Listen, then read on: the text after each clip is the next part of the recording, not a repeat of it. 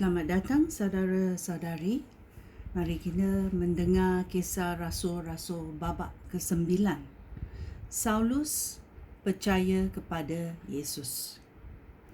Sementara itu, Saulus meneruskan ancamannya untuk membunuh pengikut-pengikut Tuhan.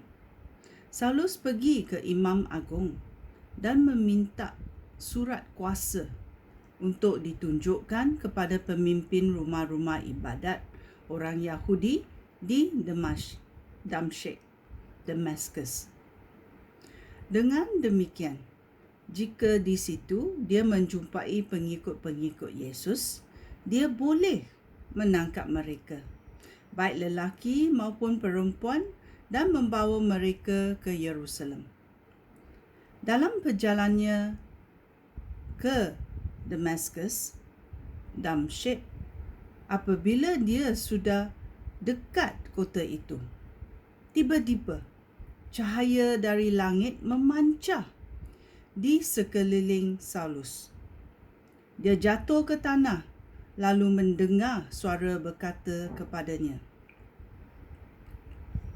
"Saulus, Saulus, mengapa engkau menganiaya aku?"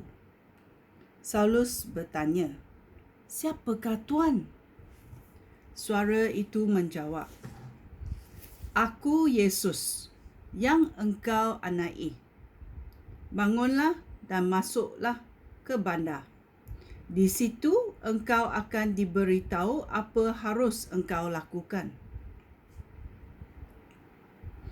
Orang yang seperjalanan dengan Saulus berhenti dan terdiam. Mereka mendengar suara itu, tetapi tidak melihat sesiapa pun. Saulus berdiri lalu membuka matanya, tetapi dia tidak dapat melihat apa-apa. Oleh itu, mereka memegang tangannya dan memimpin dia masuk ke Damaskus, iaitu Damaskus. 3 hari lama, dia tidak dapat melihat. Dan selama itu, dia tidak makan atau minum. Seorang pengikut Yesus bernama Ananias tinggal di Damaskus. Dalam penglihatan, dia melihat Tuhan berkata kepadanya, "Ananias." "Ya Tuhan," jawab Ananias. Tuhan berkata kepadanya, "Bersiap-siaplah dan pergilah ke rumah Yudas di Jalan Lurus. Bertanyalah tentang seorang bernama Saulus dari kota Tarsus. Dia sedang berdoa. Dan dalam penglihatan, dia melihat seorang lelaki bernama Ananias datang, meletakkan tangan padanya supaya dia boleh melihat semula." Ananias menjawab, "Ya Tuhan, banyak orang sudah memberitahu aku tentang orang ini. Dia sudah melakukan banyak perkara yang kejam terhadap umat kamu di Yerusalem.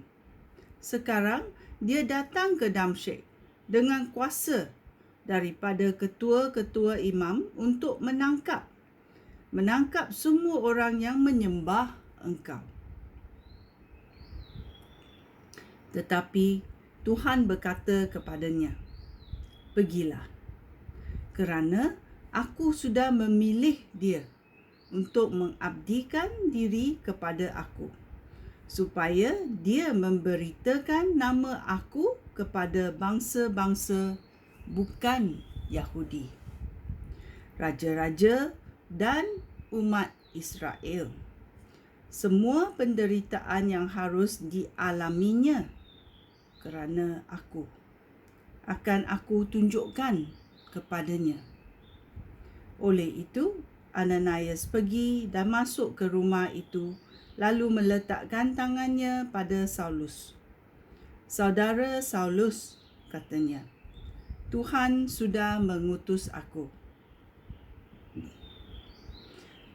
Yesus yang menampakkan diri kepada saudara dalam perjalanan kemari sudah mengutus saya di sini supaya saudara boleh melihat semula dan dikuasai Roh Allah.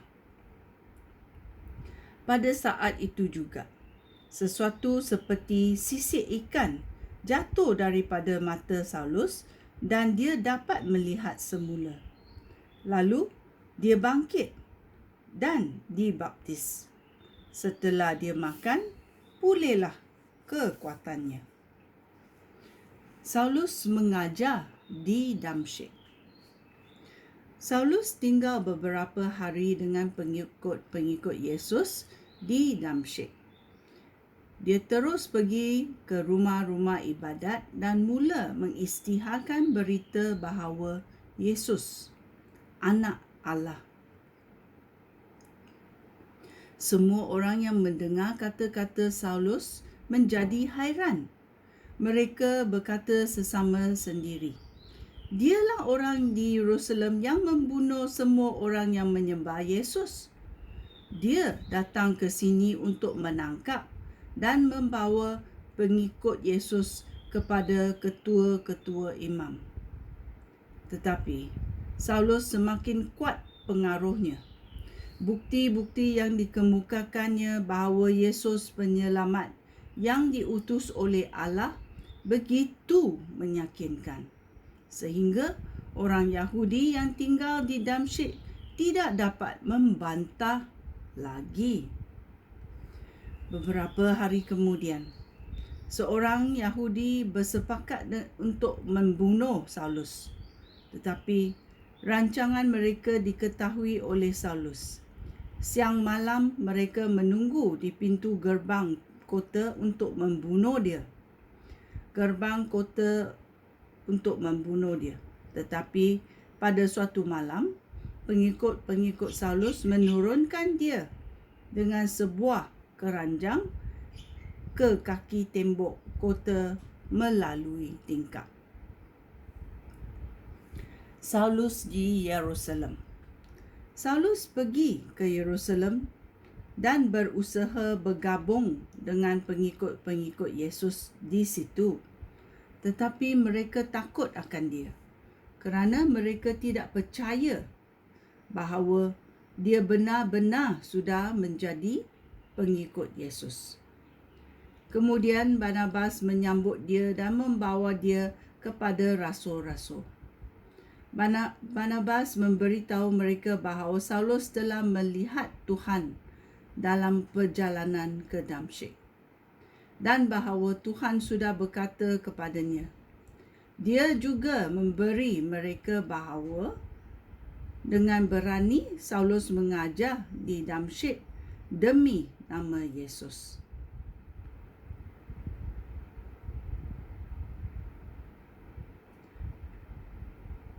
Oleh itu, Saulus tinggal bersama-sama mereka dan mengajar dengan berani di seluruh Yerusalem dengan nama Tuhan.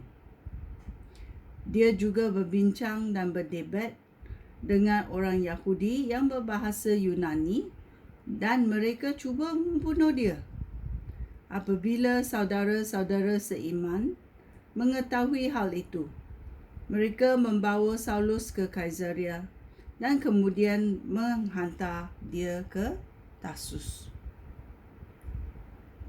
Dengan demikian, tenteramlah jemaah di seluruh Yudea, Galilea dan Samaria. Jemaah itu dihormati Allah dan dengan pertolongan Roh Allah, jemaah itu bertambah kuat dan berbanyak-banyak. Petrus di Lida dan Yope. Petrus berkunjung ke serata tempat. Pada suatu hari, dia melawat umat Tuhan yang tinggal di Lida. Di situ ada berjumpa dengan seorang lelaki bernama Aeneas yang lumpuh yang tidak dapat bangun dari katilnya selama 8 tahun. Petrus berkata kepadanya, "Hai Aeneas, Yesus Kristus menyembuhkan kamu. Bangunlah dan kemaskanlah katil kamu. Pada saat itu juga, Lida dan dataran Saron melihat Aeneas. Lalu mereka semua percaya kepada Tuhan. Di Yope ada seorang wanita bernama Tabita. Dia percaya kepada Yesus. Dalam bahasa Yunani bernama Dorcas yang bererti rusa. Dia menggunakan masanya untuk melakukan hal-hal dan menolong orang miskin. Pada waktu itu dia jatuh sakit dan meninggal dunia. Setelah dimandikan, jenazahnya diletakkan di bilik di atas, tingkat atas. Yope tidak berapa jauh dari Lida. Apabila pengikut-pengikut Yesus di Yope mendengar bahawa Petrus di Lida, mereka mengutus 2 orang kepadanya dengan berita, Cepatlah datang ke rumah. Petrus bersiap lalu mengikut mereka. Apabila dia tiba di situ, dia dibawa ke bilik tingkat atas. Sambil menangis, semua balu di situ mengerumuni Petrus dan menunjukkan pakaian dan jubah yang telah dijahit oleh Dorcas bagi mereka. Semasa Dorcas masih hidup. Petrus menyuruh mereka semua keluar. Lalu dia berlutut dan berdoa. Kemudian dia menghampiri jenazah dan berkata, Tabita, bangunlah. Tabita membuka matanya dan apabila dia nampak Petrus, dia pun duduk. Petrus memegang tangannya dengan penolong dia sendiri. Kemudian Petrus meninggal semua pengikut-pengikut di situ, termasuk balu-balu. Lalu menyerahkan Tabita yang sudah hidup itu kepada mereka. Berita itu tersebar seluruh Yope. Petrus tinggal di Yope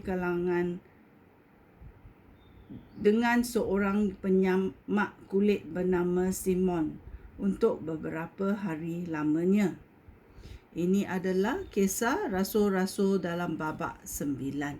Sekian, terima kasih. Shalom.